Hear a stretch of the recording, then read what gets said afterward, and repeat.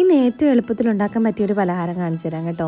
ഒരുപാട് സാധനങ്ങളൊന്നും വേണ്ട, വളരെ കുറച്ച് സാധനങ്ങൾ മതി.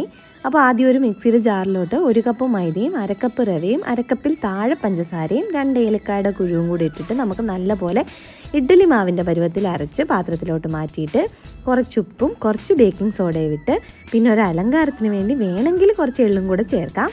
അത്രയും ചേർത്ത് ഇളക്കി വെച്ചിട്ട് ചീനച്ചട്ടിയിൽ എണ്ണ ഒഴിച്ച് എണ്ണ നല്ലപോലെ തിളച്ച് കഴിയുമ്പം തീ നല്ലപോലെ കുറച്ച് വെച്ചിട്ട് അതിലോട്ട് ഒരു തവി ഒഴിച്ച് കഴിഞ്ഞാൽ ഇതുപോലെ പൊങ്ങി വരും കേട്ടോ. പൊങ്ങി വന്നു കഴിയുമ്പോൾ ഇതിൻ്റെ മേലേക്ക് ഇങ്ങനെ സ്പൂൺ കൊണ്ട് എണ്ണ കോരി കോരി ഒഴിച്ചു കൊടുക്കണം.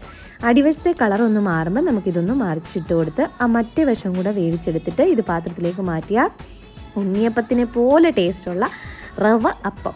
എന്തിതിന് പേര് പറയണമെന്ന് എനിക്കറിയില്ല, എന്തായാലും സൂപ്പർ ടേസ്റ്റാണ്. ഉണ്ണിയപ്പച്ചട്ടിയിലും നിങ്ങൾക്ക് ഇത് ഉണ്ടാക്കിയെടുക്കാം കേട്ടോ, വളരെ എളുപ്പമാണ്. പിന്നെ ചൂടാവി പിറക്കുന്ന കാപ്പിയും കൂടെ കൂട്ടി അങ്ങ് കഴിക്കും. അപ്പോൾ എല്ലാവരും ട്രൈ ചെയ്തോ. വീഡിയോ ഇഷ്ടപ്പെട്ടാൽ ലൈക്ക് ആൻഡ് സബ്സ്ക്രൈബ് ചെയ്യണേ.